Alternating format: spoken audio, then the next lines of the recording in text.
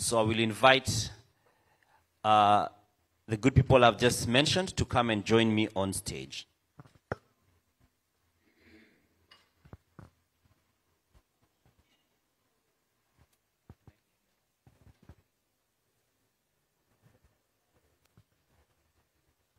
Yes, karibuni sana. Even when you talk about surveillance for security purposes, you know, a lot of us own buildings, and for us, security is important. What kind of surveillance have you put in place? Do people need a retina scan, for example, to enter into your buildings? That's good for you because you want to ensure security to the maximum, but is that good, you know, for privacy? So you have to look at the technology itself. But beyond that, it's consumer protection. You're in the advertising space as businesses. Of course, you're taking up the space to be seen and to be heard on social media. But are you really thinking through what is allowable in terms of marketing? Are you sticking to fair use practices in terms of what your people can say or not? When you engage influencers, are they sticking to what they need to say? Other area that is going to become a problem that we have already seen so far is the labor. Yesterday, while Daktari was talking about how they had to leverage, it's going to get to a place where you're possibly going to automate everything about your business processes.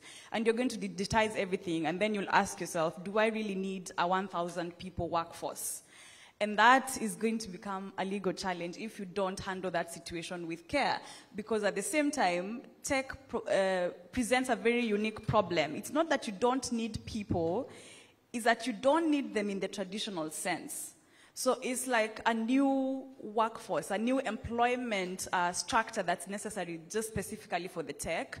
And how a lot of people have done it, the shortcut is to, you know, throw it into the gig economy, even for very sensitive jobs, but then that presents another issue, which is the intellectual property problem, which again, if you don't handle it correctly, is going to become a really, really big problem. So what does the workforce for a tech future look like? If I'm digitizing, then what should I really do about my labor? If I want people to work from home, to have that freedom to work from home, am I also encouraging them to, you know, be free at the new workstation, or do I want to track every keypad strike, every mouse click? Do I want their cameras to be on at all times? And what kind of privacy issues does that bring out?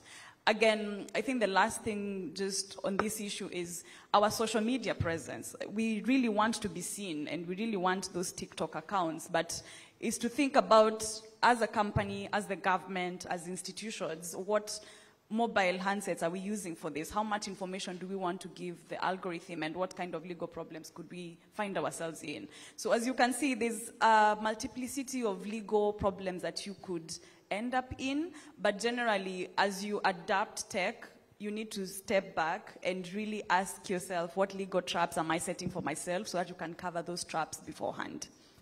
All right, thank you for that. And we shall be getting into this so you can get some specifics excuse me, as to what potential opportunities and, you know, challenges there are in regards to the law and the digital growth. Kevin, I want to come back to you.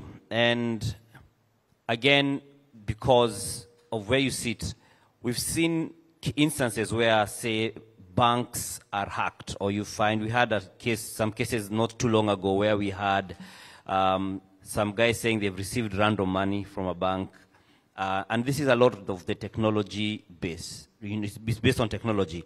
So how do you safeguard yourselves, you know, as you roll out your products and the technologies? Because the technologies have a lot of benefits, but some of these setbacks. So what do you do to sort of safeguard yourselves and ultimately your clients? Good question. I think there's no one solution that fits all, and it will be customizable to each and every other platform or system or application that you take to market. However, there is a general rule of thumb that I would offer as my guidance from experience on how best we've been able to do this, presently where I am and previously through experience. Now, first and foremost is thinking through what it is that you would be taking to market. And by this I mean, what are the potential assets or potential loopholes in which you'd be creating by this footprint that you create digitally? Most of the times, the solution is usually led by a certain end, which, and I do hope I do not offend anyone in the room, is usually of commercial benefit to the person that takes this particular solution to market. So what plays second fiddle would have been, how should we have tightened a certain particular part of this application or platform? So some of those things that you'd want to do is ensuring such that from the lowest level in how you take, say, certain solutions or certain technologies to market, is to identify what are those new risks from a cybersecurity, for example, be it even at the transport or communication layer where most of these exchanges would be taking place. Are you opening up with this new solution?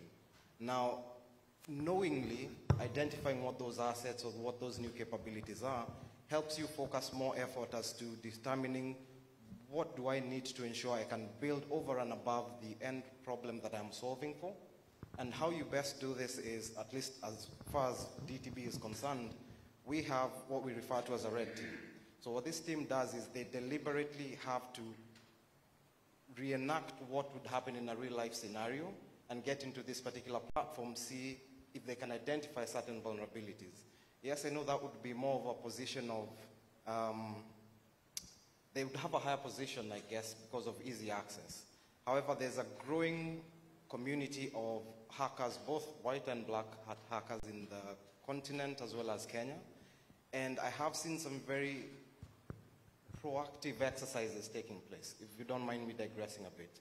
So what will happen is a company like DTB would approach this set of persons, and what you ask these persons to do is that they'll go out for a bounty. If you've played any games, everyone's going after the red flag, right?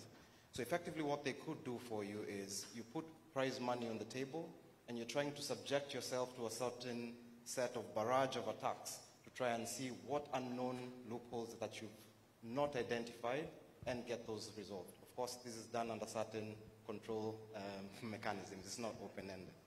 However, over and above this, I think business continuity management and risk plans have to be in place to ensure that you're constantly checking and rechecking the various facets of the various assets and combined elements within these particular solutions that you take to market.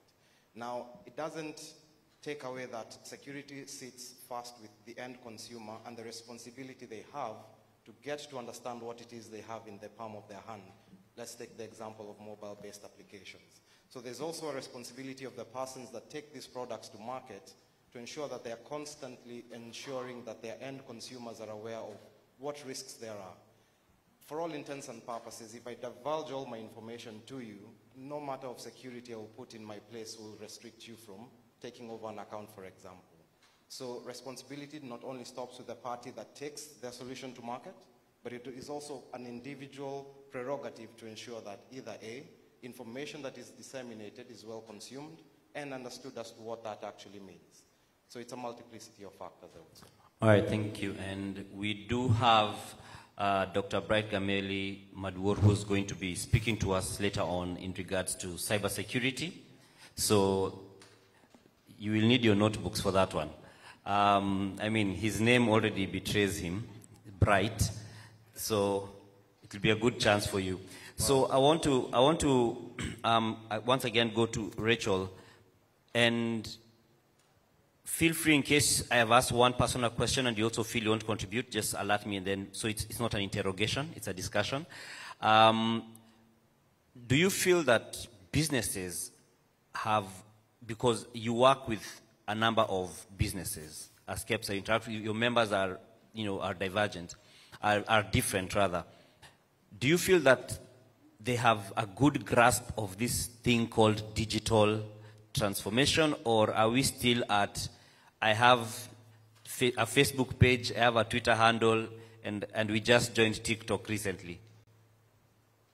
I think they do have a good grasp, but unfortunately the myth has been with digital technologies is about systems. So most people understand using CRMs and ERPs as the systems that you're digitally, you've been able to adopt digitally. But aside from the systems, there are also processes. So as a business or as an organization, you have marketing processes, you have procurement processes, and all these are services or processes that can be integrated digitally. With marketing, right now, I think marketing is the biggest function that a lot of private sector are using digitally. So you find that whenever they need, they're able to easily outsource and they're able to use their various platforms. But they're also procurement, they're also hiring services. Right now, a lot of jobs, for those who apply, you'll go to Fuzu, you'll go to LinkedIn. But aside from that, there are also other platforms that are being used whereby businesses can be able to easily source for talent directly. In addition to the resource, there's also the traditional outsourcing, which a lot of businesses have adopted. But with the emergence of technology, there are also digital platforms, which a lot of businesses, internationally, they are aware of. You find that big companies, the cloud factories, have already set up here in Kenya, but they're actually getting work from international companies who are using their services to be able to perform some of their tasks. So a lot of private sector, there's a little bit of understanding that needs to be a lot more sensitization for businesses to understand that while yes, probably in your small business you might not require the high-tech functions that a lot of service providers are doing, but there's traditional jobs can still be carried out, but they're being mediated through digital technologies. So while yes, they are aware of it, I think a lot more has to be done, and of course segmenting it according to the needs of what your business is about. All right, thank you very much. And Bwana Moyo, as you play a role, with the media space, have you yourselves, as the council, equipped yourself in terms of just being digitally up to date, such that you're not being left behind by the guys you're oversighting? Yes, I would say that we've tried our best, really. We, of course, with the major boost around when COVID came, we have taken almost all our services online, apart from, like, if it's accreditation, even now when you do the accreditation, you just go online, upload your documents, and you receive a call when you have to come to pick your card. You don't have to physically come or send documents across. When you file stories for AJEA now, you just upload the stories on the portal. The internships, which we offer now, everything is online. So at the level of our services, we have basically gone up to 80 to 90% online. I mean, even the complaint commission now, you just go online, file your complaint, the hearing is virtual, and judgment can be delivered because of all that. So at the level of services we offer, we have done that. But remember, we have the little government challenge. Government is usually very afraid of security. Especially you tell government about digitization when you see a lot of delays and forcing a lot of political statements that people are very afraid about security, because government wants to operate in principles where a document is secured and all that. So I would say, so as an institution, we have done what I would say is humanly possible to really transition to digital, get people working from home, media monitoring, people can do stuff from home, they file their reports online and all that. And also remember now that most of the media houses who we monitor have their services available online. So we have out of about 70 media analysts, about 40 of them work from home. They just do their work and file their reports, and we're able to see it across. So, and then we have a server at Kwanza, where we're able to go into the depository and see what content was put at what time. So we have done what I would say within budget issues and all that. We have been allowed to operate on our own and really moved fairly digital, and moved most of our services online.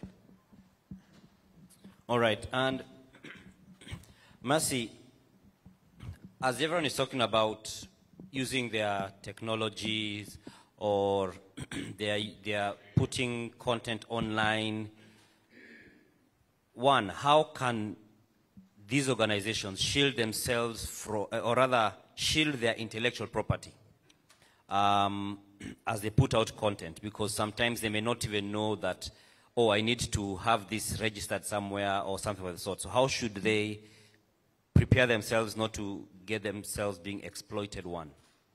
Okay. I think the rule of the thumb is copyright and trademark are your friends.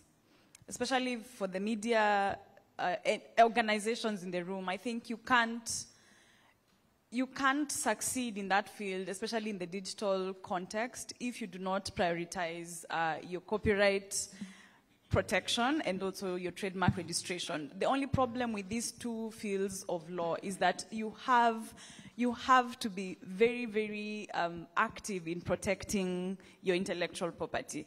There's always a saying in law that equity does not aid the indolent. If you're lazy, then you lose it, because things like copyright and trademark, it's the first to file. The first person who files is the person to whom it belongs. But I feel like that's a very elementary discussion, because all that will get you is to protect what you have. It won't really take you to where we want to go, which is the transformation. We are trying to make money from it. So I'll add another statement and say, while copyright and trademark are your friend, the person who will really, really make you the money, your money maker, needs to be patents. So when you hear about intellectual property, I know a lot of the times beyond trademark, if you're a bank or an insurance company, you don't really think much about it. You don't think that we could have any IP that is worth protecting beyond, our name and our brand and how it looks like. But hear me out. Licensing is very expensive. And right now, you will bear me witness, companies are paying hundreds of thousands per month to just license security software, even the algorithms. You're paying millions just to get the license to be able to use these facilities. And it's not that reliable. How many times do you try to log in into the company system and it's down? Maybe because you paid and the payment didn't reflect or something like that. That's because we are clients. And what we are paying for is the provider's IP. We are paying for the provider's intellectual property. So, for example, if you need a security solution within your organization, nothing stops you from tailor-making your own security solution and then getting a patent registration for that so that you can license it to other people. What you've done in that in that step is you no longer, first of all, pay licensing to other entities. So your cost for that particular facility is zero, but at the same time, you're making money from it. And the same thing applies to even media entities. Copyright is good, and it's very important to have a catalog of all your copyright. That's fine, but that's not going to make you money. Franchising is where franchising is what is going to really be your money maker. Again, people want to consume content because of how it makes them feel. People want to experience your brand. So one thing we've been unable to do really, and I haven't seen any success story for this, is we're very talented in our small pockets, but somehow we don't transform that into brand experiences. Yeah, so for example, we have creatives, there'll be good singers and there'll be good actors. But beyond that, you can't say what it is to be Dan Mwangi. What product makes me feel like I have experienced Dan Mwangi? Because you've not taken advantage of your brand. But that's where the money is. That's the whole point of intellectual property, is to make money off of your brand, not just your work, but your brand and what your brand represents. So nobody has an excuse to not take up copyright and trademark. That's the bare minimum. At least protect your work, but really take it to the next level. Let's just stop being passive users and pay monthly fees in licensing and leverage on patents now. Let's get to the next chapter where we are patenting software, we are patenting algorithms for things that solve Kenyan problems. If it's a SACCO, SACCOs are very Kenyan in nature, so the solutions for SACCOs must come from a SACCO in Kenya. Think about that, yeah. All right, and just a quick one before I go to someone else. Those of us who are using images on our socials as we're pushing our brands, are there sometimes some fine print that you probably do not see that expose us legally because I use a certain image and I didn't know? I got it from a website called freepic.com.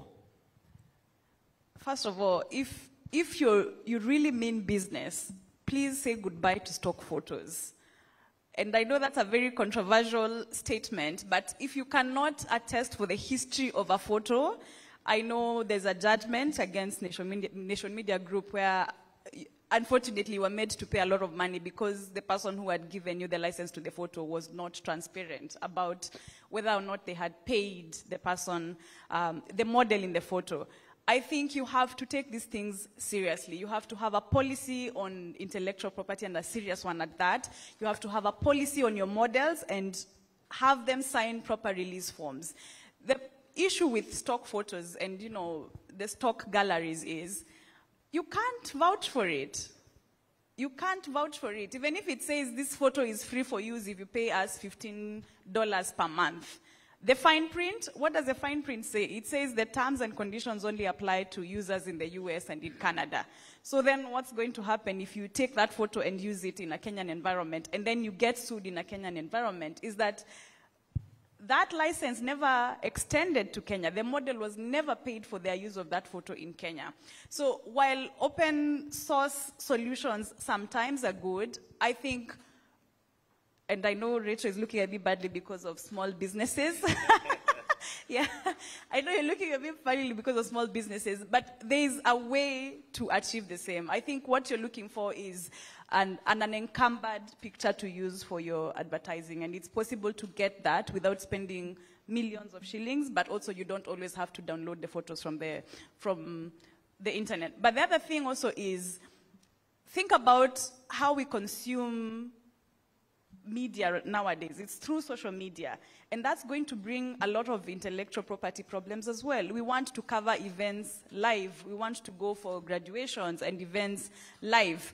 And how much IP is being created in that live event, and who owns it, and have people released model and release agreements? Have they released their rights, their personality rights to be shown in those kinds of videos? You want to engage influencers. Okay, what photos are they using? Who owns the work? When the influencer does the work, are you making them sign proper release agreements? Or even take it a step further, when they use videos and other people's photos, can you vouch for them? So the bigger picture here is really take a step back and have a policy for your organization.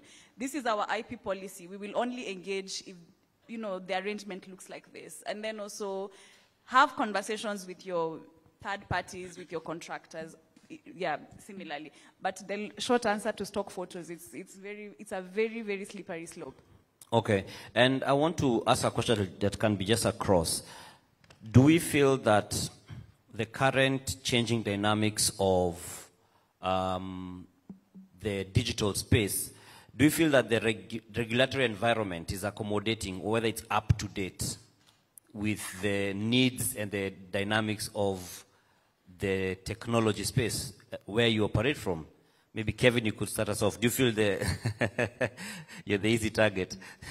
Nah, this will have to go off the record, man. However, I think I should be forthright in saying that there'll always be a disparity in how regulation catches up with innovation, because innovation is moving at a very fast pace, and it's really not waiting on regulation and or rules sets to actually be set up. However, the engaging environment in which we're in and how we operate is that with everything that you will do new or is either uncertain, there'll always be discourse or collaboration in trying to understand how best you tackle it. So my personal view is a lot more can be done. But then such is with change, because unless you champion it from the front and choose to be the flag bearer or the one that carries that big bullseye, you should be ready to take certain hits. And in so doing is the ballsy nature in which I think innovation, and especially in technology, requires. Because a failure to which, if we are always to rely on regulation to define where you should go, there may be, and I may be wrong in this statement, there may be limitation. Whereas if you are able to be courageous enough, take that flag and push it forward as far as say, here's what we think this technology should do, and here are some of those particular use cases. And here's what we think regulation should potentially look at to ensure that it is a more enabling environment to facilitate its particular use. Those kinds of conversations, I think, need to be held more often, not only at the corporate table where you're trying to justify new value, but also with the regulator to see how best can we collaborate in ensuring that that kind of accommodating environment exists. To our lawmakers as well, you have a small part to play in there. Let's not wait for a class action to define new ways of doing things. it actually ought to be driven by what general good could be born out of it, what value should there be for the end party or consumer, not just the monetary value that would be born from large corporate or organizations. So my personal view is that it slowly will catch up, but it's almost there. And it's more of launch and learn rather than let's just take a seat and see what that actually goes into. Okay, Bwana Omoyo, do you feel the regulatory environment is up to date with the technology space and the changing dynamics of the same? Yes and no. No, because it's innovation. You can't regulate what you do not know. You could not have set a rule for TikTok when it suddenly comes, then you find that it has algorithms from China and all that, so you can't be that fast. But I would think that if we look at more of facilitative regulations, where like governments and regulators start with doing blueprints and policies at very initial level, and say then you will, you develop rules as you proceed, and largely then concentrating on making very broad level guidelines so that then they're integrated in the innovations. Otherwise, if you keep, issuing regulations all the time, then the innovation will be stifled. So I think if we have especially, and if you look at blueprints, because then they even show opportunities for support, waivers and all that. Otherwise, if we have, because again, remember regulators are state agencies. If we have regulators sitting in one corner, then people learn how to jump and hop with one leg. Then they say, you're hopping too high. You need to use one and the other. Then that will really stifle. So, and then I think we're almost also getting to a level of co-regulation. But finally, I wanted to state that we have a serious crisis in this country in the sense that we do not have our Silicon Valleys or incubation centers. It is very expensive, for example, when a CEO at NMG to try a new thing because the institution is so big and it's so expensive to try a new thing. But if you had an incubation center in one of these good universities, you go, try an idea, it's lesser costs, and then if you can change it, then you now take it and adopt it to an institution. But now, because we do not have such facilities in this country, you really have to, it's like trying to experiment something with a ship in the high seas. It's extremely expensive and it can go wrong. So I think I know we have Konza coming on rather slowly, but if we quickly came together and found a way of getting certain incubation centers, it will really help a lot of what is happening. Otherwise, big institutions will die, not because they were not intending to move, but because we do not have an incubation of ideas where you can do this and then, bring it up. And it's very painful when you say that you could try this, but by the time it fails, 2 billion shillings is gone. We could have done it better with much less in a controlled environment, then adapted that. And I feel that when I look at the challenge of big media houses trying to try a new idea, it is, so are you going to recall back the people you fired if it fails? Or you buy a new wonderful printing press for 10 million, then suddenly people are not interested. So what do we do about it now? And nobody can buy it. Or you buy a big TV like we do, a big TV at home, and everybody goes to their phone. So what do you do now? Because, the bigger the TVs have come, everybody at home stays in their room and watches on their phone. So if we found a way of, incubating and moving, that would be. So as I said earlier, we need co-regulation and creative regulation, which goes ahead in the form of blueprints. We have this blueprint and vision and all that. Then the regulation becomes a little part of the innovation. Innovation can run, but the principle of regulation is from time to time we come together and set joint rules of engagement. Okay.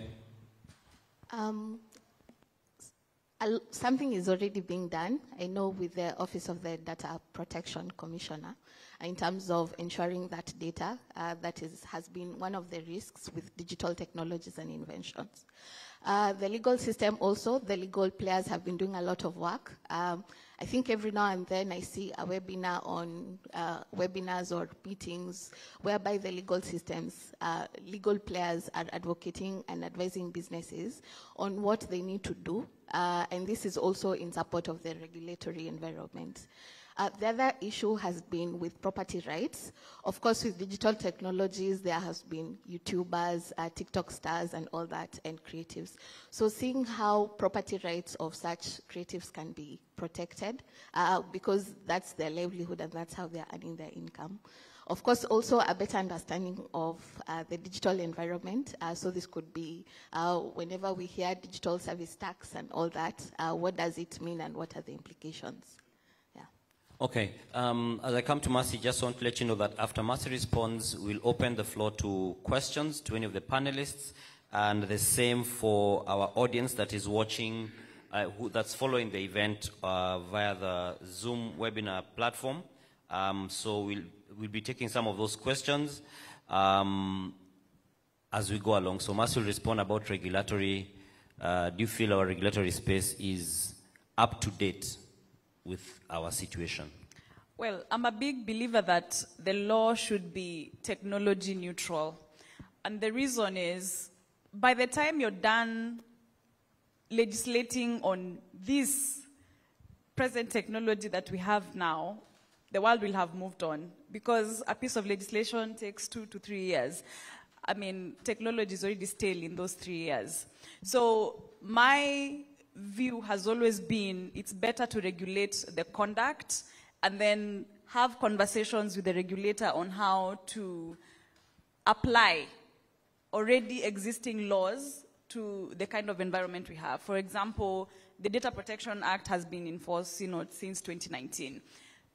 Right now, because the algorithms are all the talk and it's a very hot topic right now, it's not for us to start new laws on algorithms. No, it's for us to engage the ODPC and with the ministry on how should we apply the Data Protection Act in this particular field. I think for me that is what is useful for business.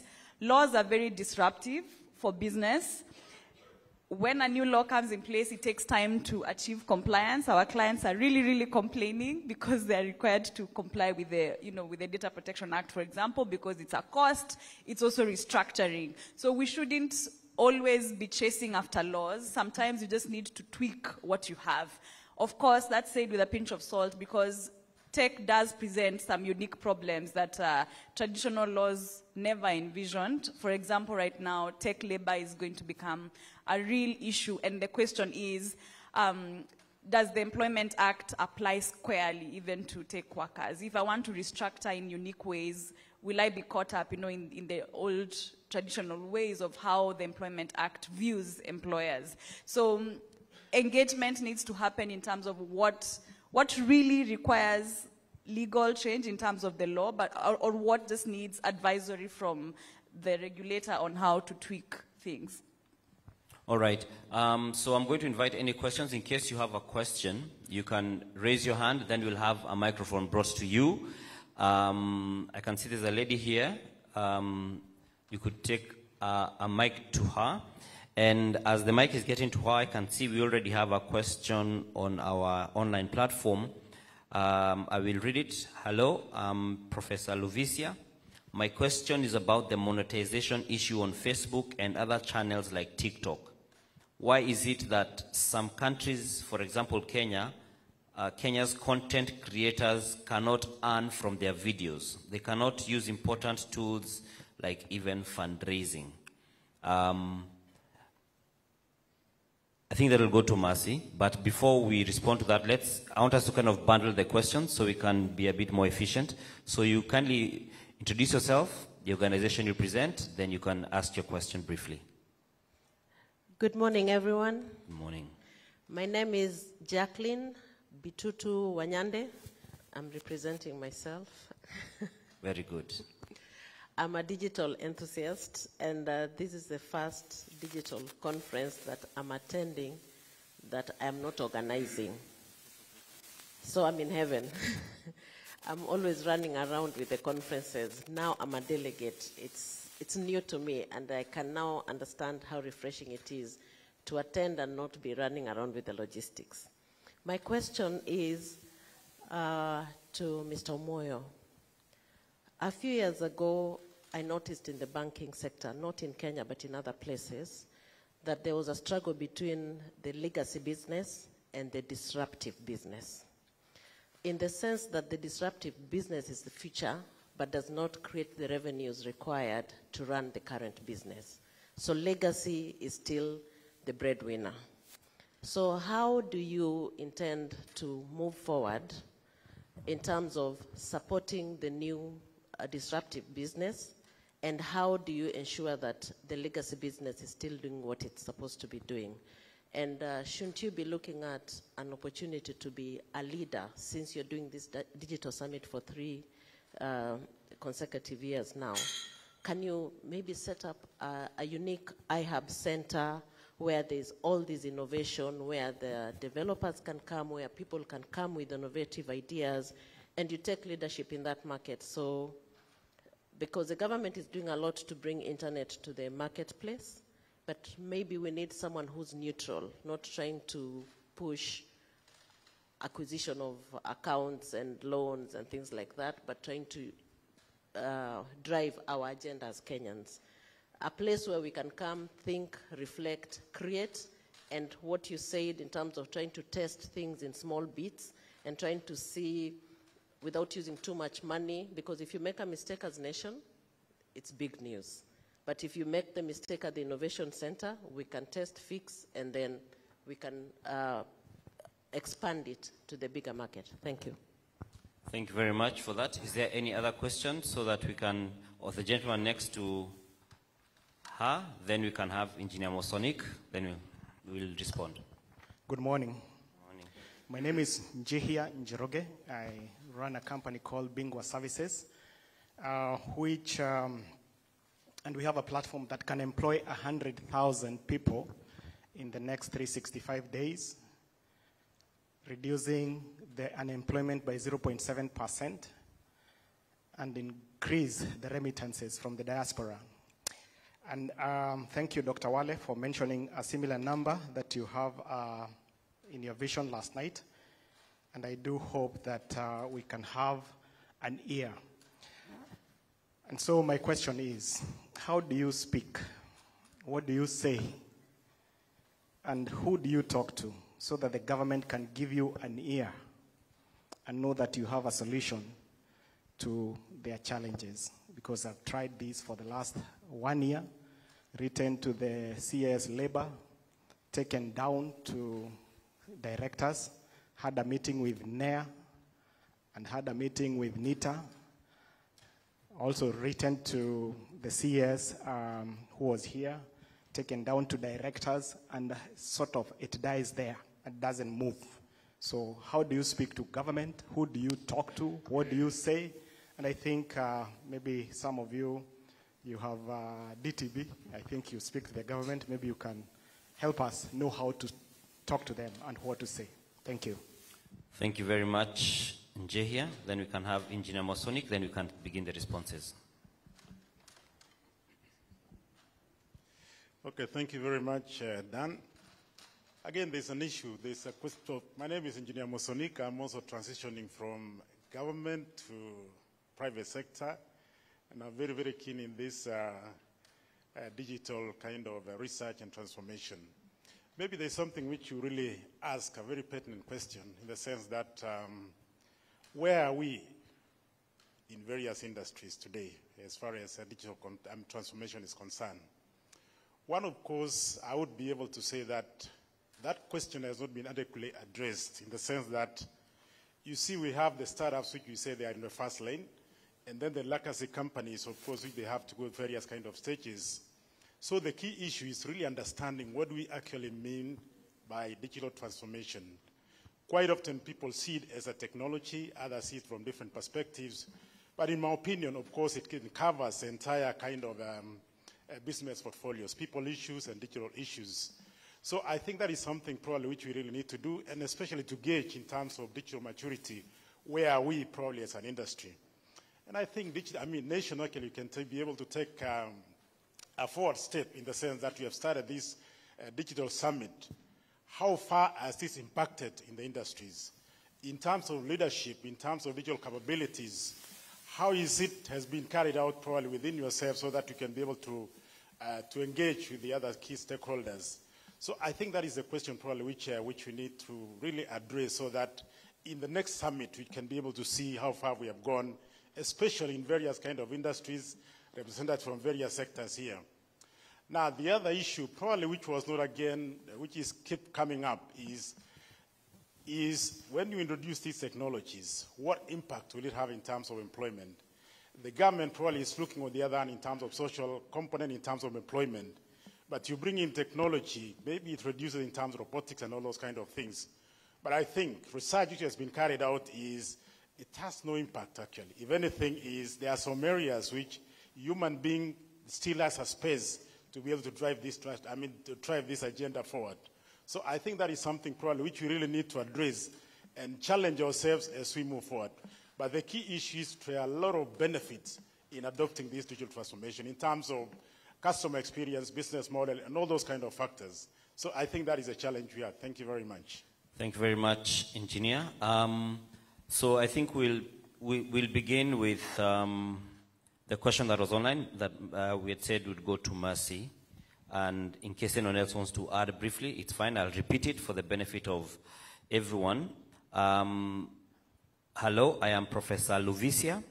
My question is about the monetization issue on Facebook and other channels such as TikTok.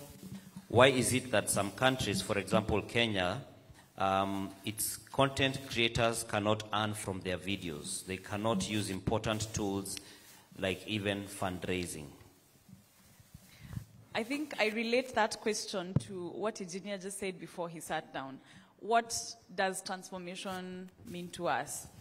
And adoption isn't equals to transformation. This is what I mean. We've had a copyright law in place for many, many years. So in Kenya, copyright is a recognized right, and the courts will enforce it for you. But how many lives have been changed because of copyright? So we haven't really gotten to where we can say digital transformation has taken place in the creative sector. And this is one of the exemplifications of the problem.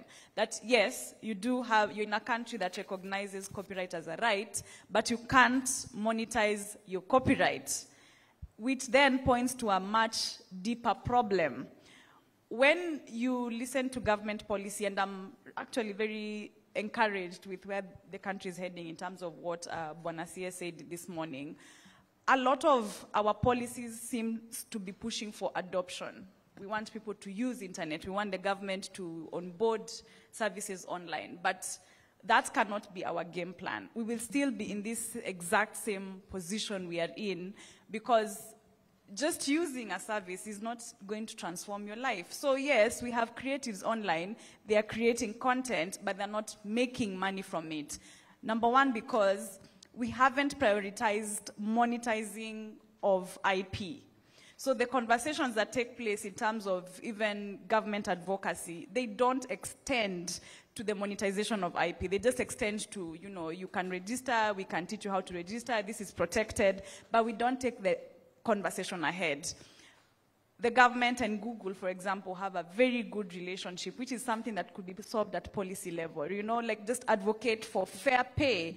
The issue with YouTube sometimes is even more complicated because you can shoot a video and upload it and not have access to it. A video could be shot in your company or in your country, and immediately you'll be told this video is not available in your region. And these are problems that can only be solved at policy level. The kind of environment these companies, big tech operates in, is an environment that encourages them to look inwards and protect their users and the people who own content in their country. So without advocacy, they're not going to care about us. So I think the conversation that we are having right now is, yes, we have all these rights, we can do all these things, we can take up all these products, but how will they transform our lives? I could create 10,000 videos and still remain poor. Then what have we done? I'm just online. I've not really been transformed. Yeah. All right. Kevin? Sure, thanks. Professor Luvisia, good point that you raise, and I'd like to give a very divergent view here. I will not go into the laws of it or the controls that should be in place. I'd rather want to offer a more pragmatic approach that I would want for all of us to think about. We as a people, and I would want to generalize African culture for that matter, have come from a background where problem solving was a communal thing. We are social people. Whenever there was a problem, we would pull resources together and find a solution that worked for us, correct? So why is it so that when we talk digitization, we talk technology, we look outward to find the solutions to our own problems?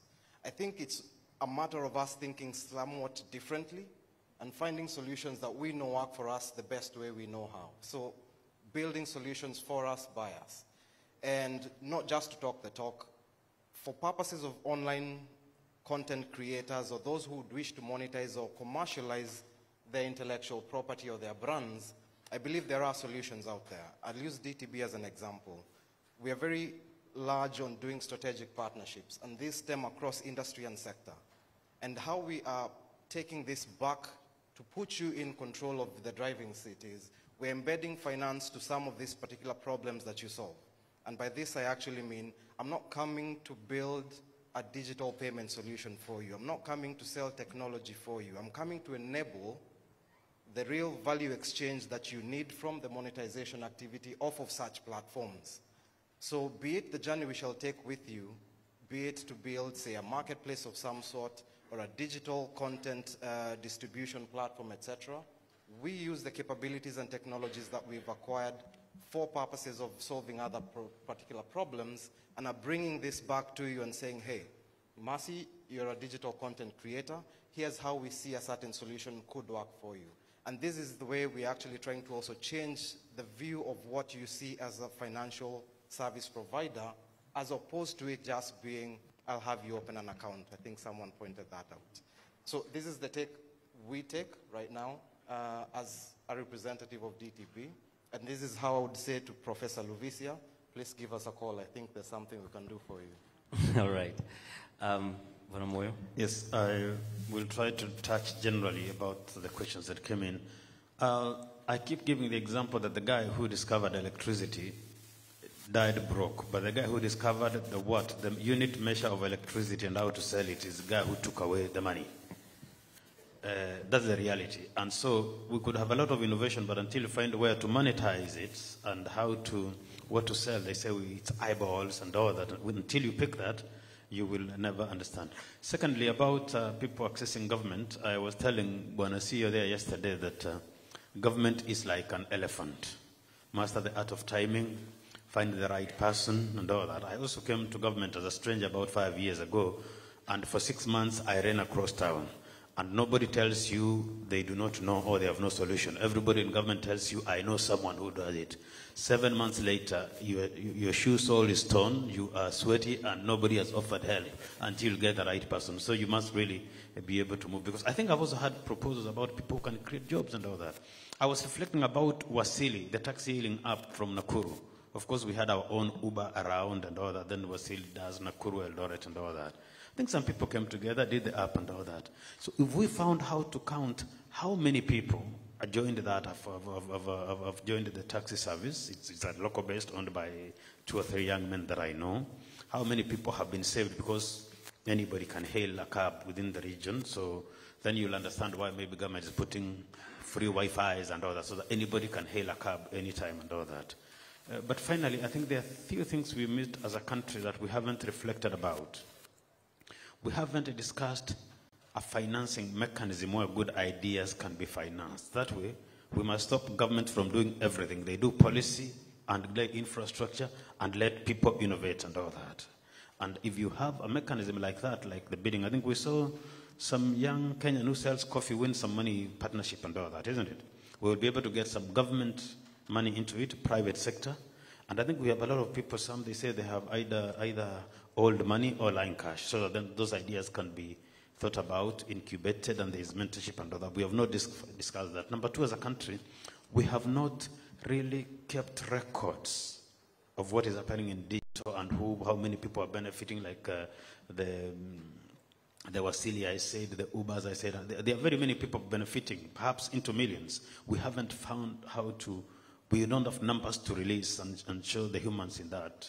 Just the same, we have the many students who do some, they do exams or academic writing and all, something that I think was launched by Kibaki and then people jumped into it, and a lot of young people are doing that. We haven't really learned how to document, and that is why, and it's a serious African problem, we have people who are in the West who have written books about how they came and discovered us. You know, the people who discovered Kenyans, the people who discovered Mombasa. Yet we were here, we had not discovered ourselves and all that. So we have a problem of documentation and record keeping. we have not thought through the chain of innovation, incubation, monetization, and all that. So we just get into the things we cannot. And finally, in the context of media, we haven't looked at leverage. One of the biggest, the people desperate for media coverage will be government and politicians, whichever way. You could very easily, well, not easily, you could find a way of getting some financing, and the leverage is a negotiated airtime on certain things, of course, without compromising the independence and all that. Say that give us 2 billion, we'll do this. You'll have an insert per week for a period of time, and this or that. So there is that failure of us connecting all the dots. So the dots are all floating, and we very likely have to rely on going out to get some foundation to give us $50,000.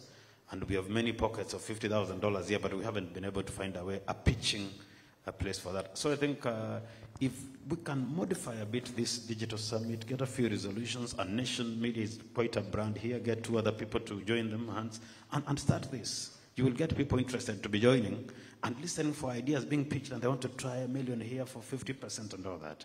So I think if we connect all the dots, we have a lot to do, and then we will put government in its place as a facilitator and provider of infrastructure, because then suddenly government is going to start providing taxis and the printing service, and that's not their work. They should provide fiber and all that. But if we don't then move in and utilize, then they will move in and we will lose out. Thanks. All right, Rachel can give a comment, then we can take our last round. I can see a few questions online, so you could respond, then we'll pick them. Okay. So within the private sector, we are one of the implementing partners of Jira Digital Project, which the CS mentioned. And the goal is to be able to look at how can we create digital and digitally enabled work for young people and make Kenya a destination for freelancing hub. So looking at the question in terms of monetizing, in our work we've been able to see to engage different players within the private sector and see how we can be able to create jobs within the private sector who create 84%. So in terms of monetizing, there are a lot of skills that have been created, of course, with innovation, and I believe this was mentioned sometime, was the creative destruction that comes with innovation. So a lot of traditional jobs are replaced with the new ones. So as a content creator, if you're on YouTube and you're looking at how can you monetize, looking at it as a skill, it means that you're able to push for talent. We've seen a lot of platforms that have emerged who are pushing digital marketing, which is one of the most demanded services among businesses, because every business, whether small or large, needs to push awareness of the product that they're selling.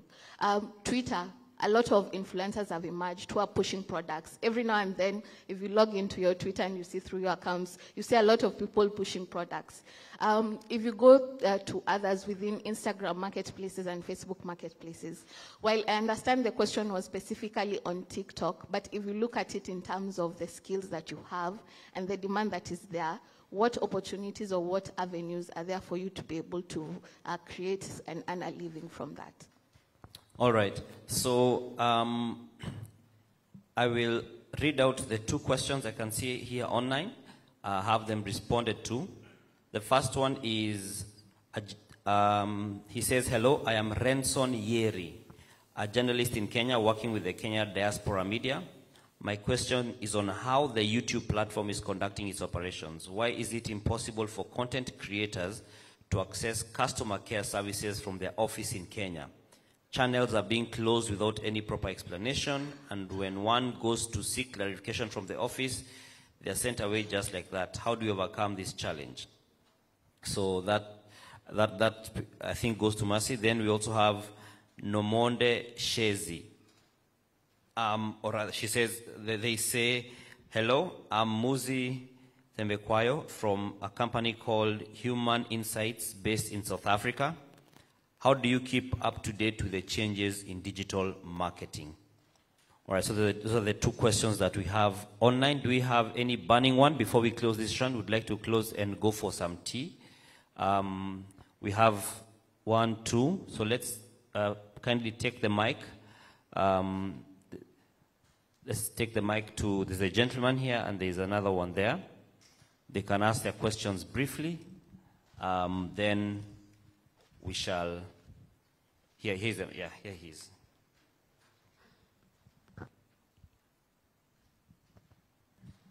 Yeah, thank you very much. My name is Joseph Kamiri. I work with CIC Insurance Group.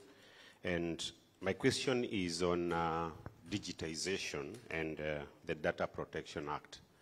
Now, you find that digitization have really opened up the customer data amongst organizations and also with partners. And it makes information and data very liberal.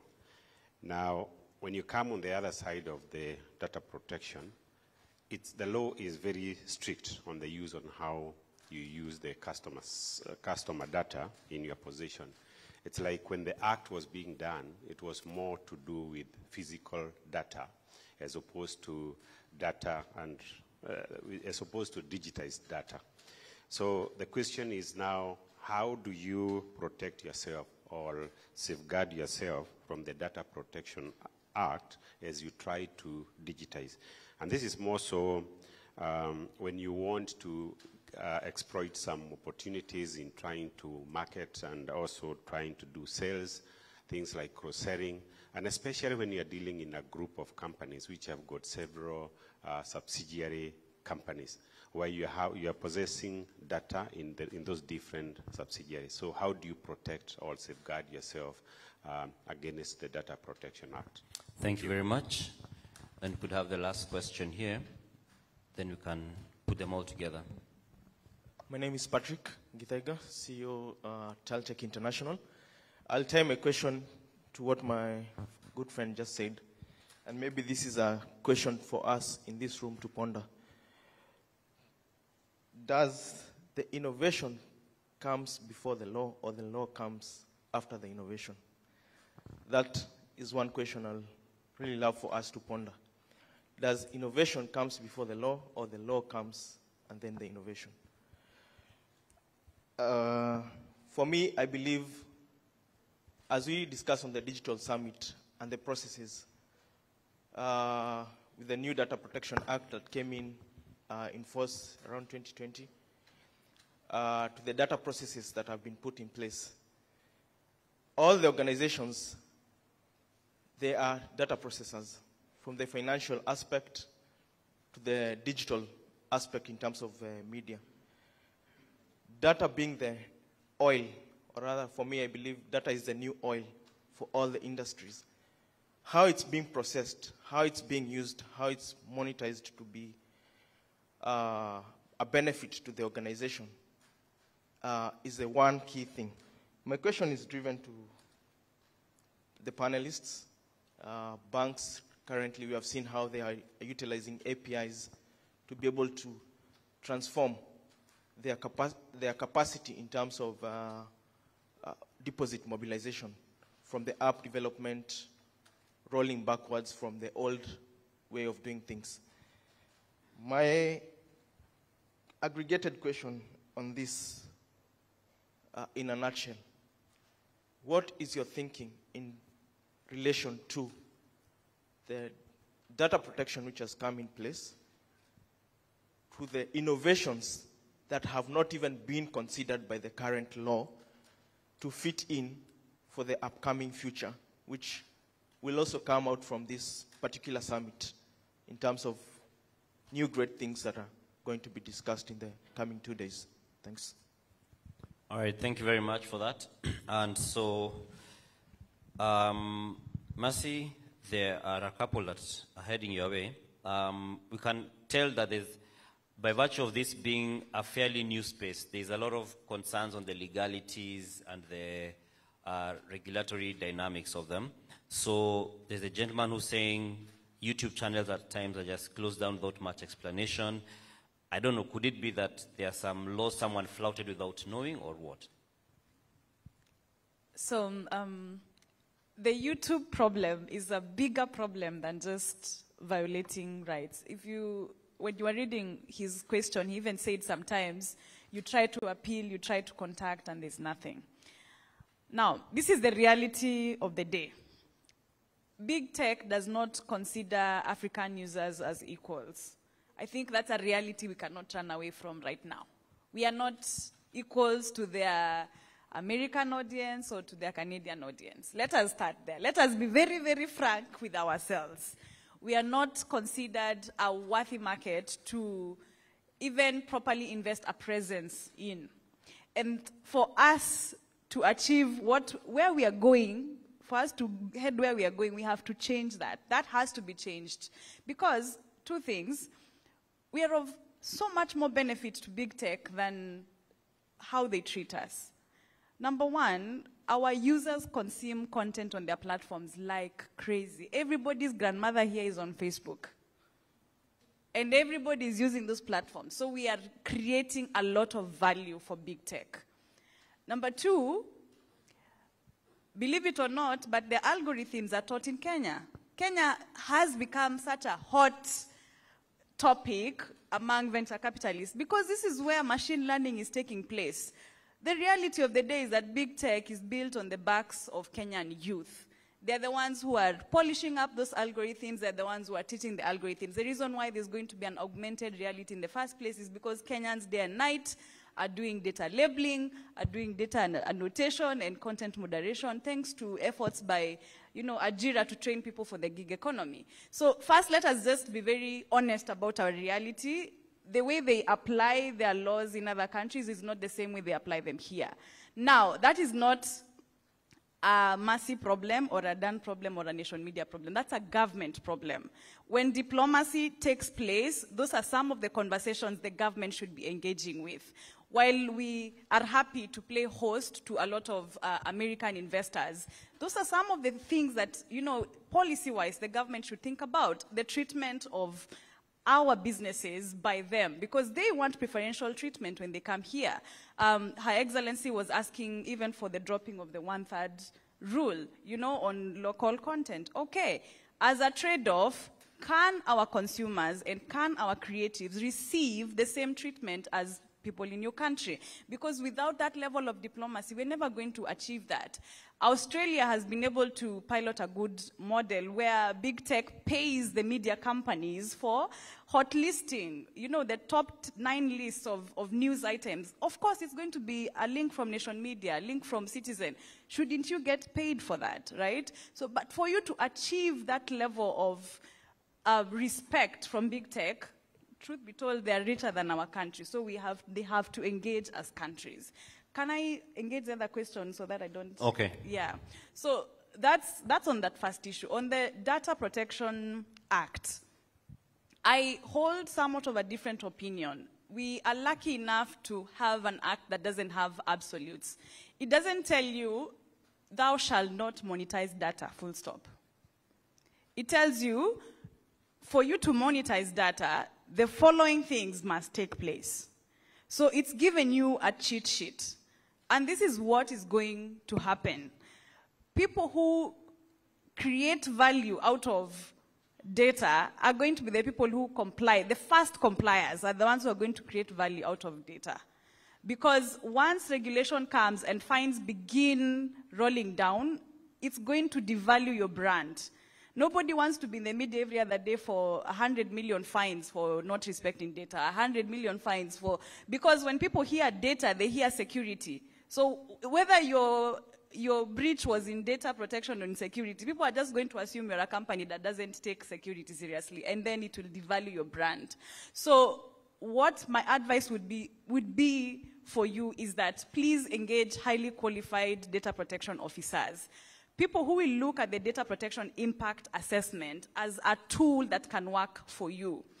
Truth be told, businesses need data. You cannot survive in a cutthroat competition model without data. You need to have the most accurate decisions. You need to make the most accurate decisions. And for you to do that, you need to be hemorrhaging data at a very unpredicted, pace.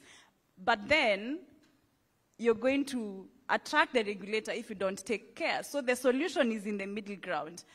Have a DPO who tells you yes, who tells you this is what you want to do. I will show you how we can be compliant with the law while at the same time achieving what we need to do. I don't agree that for you to, advance into the next level, you're going to have to give up a lot of your business models. No. Again, borrowing from elsewhere, people have been able to leverage on, just data protection, but at the same time being compliant to the law, because the law has told you if you comply with these conditions, then go ahead and make your millions. The regulator will not be after you. Yeah. Okay, thank you. Kevin, then we can go to Rachel.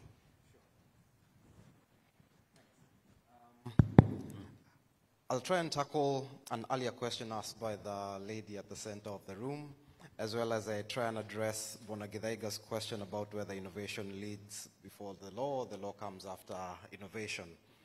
And the earlier question that was stated, I'm not sure we tackled it properly, was legacy vis-a-vis disruptive businesses, right? Now, there's a concept in the tech world and in innovation of digital twins. What digital twin means is usually you're taking the safer bet of trying out what is new to you or what is supposed to come and change and automate, digitize, what have you. And usually what happens in this type of model is you create adjacent business models to what is your core business. In most cases, and it may be called out as something more nefarious, is if that thing burns, throw it away. So effectively, this has been the halfway house that has made most people most comfortable to both be disruptive within themselves and to try out new things. And in most cases where that is successful, then the runaway business model becomes partly either your main business and or you take on a very different path, start up new companies or branch out from what you'd have been doing as your normal business.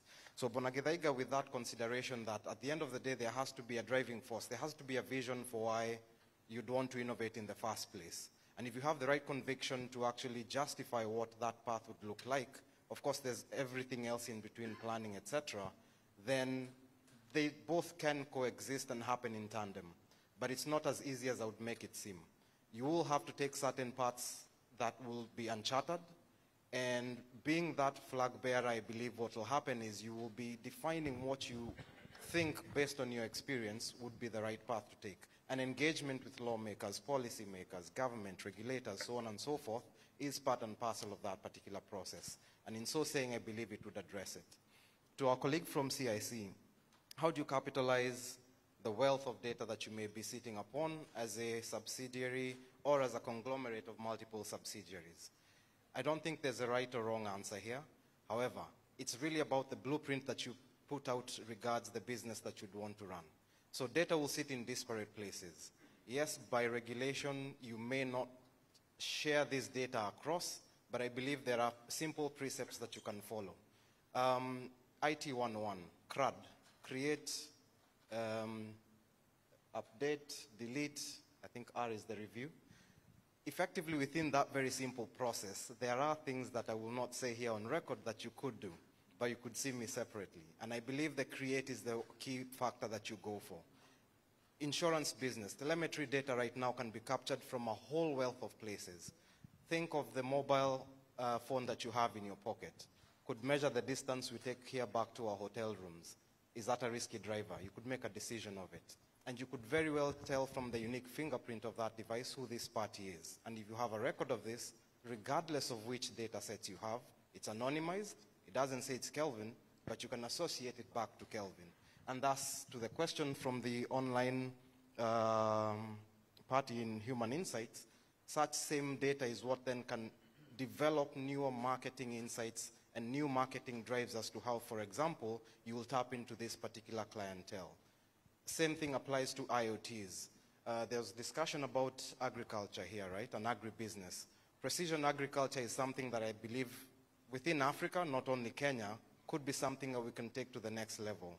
I know we've heard all about aquaponics and all that stuff, but truly when you stop to think about it, it's the culture of how do you actually change up what you've been doing previously. There's a lot of experiments right now with Agra and other players in the market who are trying precision agriculture, just as an example. And IoTs are solving this same problem. And that same data is being churned through machine learning and AI algorithms to actually give further insight. So in the same way, I would say CIC could solve such a problem. Thanks. Thank you very much. And in the interest of time, I'm going to request Rachel and then Bwana Moi to just take a minute each as you close, so that we can go for that tea break before it becomes tea lunch.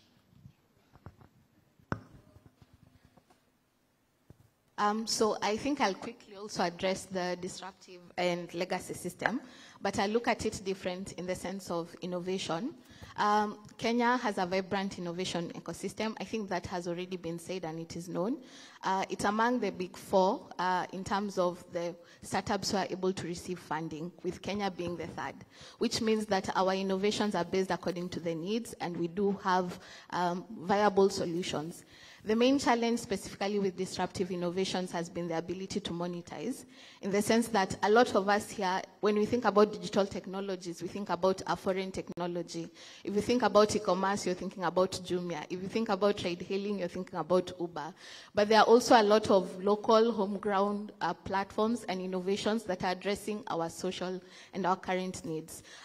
For businesses, a lot of us know about the informal economy, who probably, they're actively using M-Pesa, but you find that a lot of their transactions are maybe on messages. So they don't have a system that is able to easily arrange that for them to be able to know how much they've been able to make and how much revenue they've been able to make.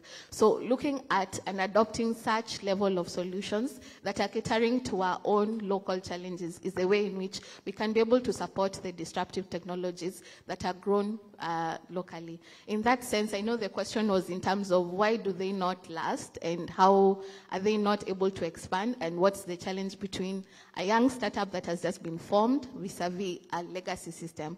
And I think if we are able to quickly try to see from around us which solutions can we be able to adopt, I think that we will be able to support our own, and at the same time we'll be able to address some of the challenges that we are hearing in terms of big tech. And I know you've said something about big tech not really caring about us, but if we're able to look at our own local tech, support it, use our skills that we already have to monetize through these kind of platforms, I think we'll already start making headway.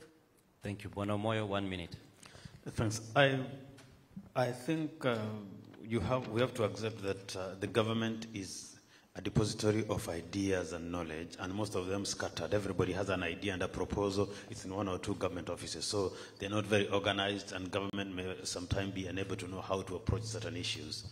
In the innovation and tech sector also, it's also a depository and an outbreak thing, then they may be able to, and then study UN documents and World Bank documents about technology and all that. They will help us also organize our thoughts and be able to channel very targeted proposals, even to Parliament or wherever. Otherwise, we'll have many of these, and then they don't end up into one pipeline. Thank you. Can I just conclude with 30 seconds and say I'm very uncomfortable with our positioning as a big tech and venture capitalist midwife. I think our future needs to be solutions that make us rich. We need to become big tech.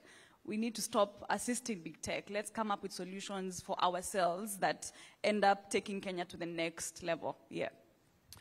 Thank you very much for your great insights. Thank you very much for your great insights. Mercy Mutemi, Managing Partner of Nzili and Sumbi Advocates. She's also an Internet Law and Policy Advocate.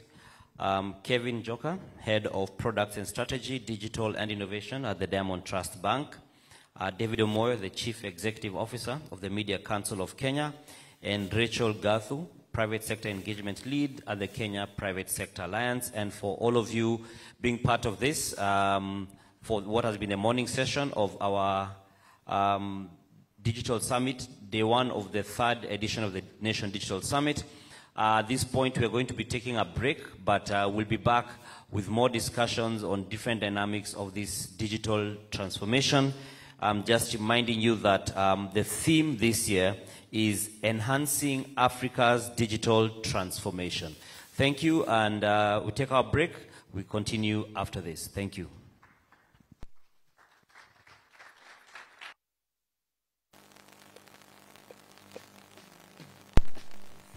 Tea is served outside, I believe.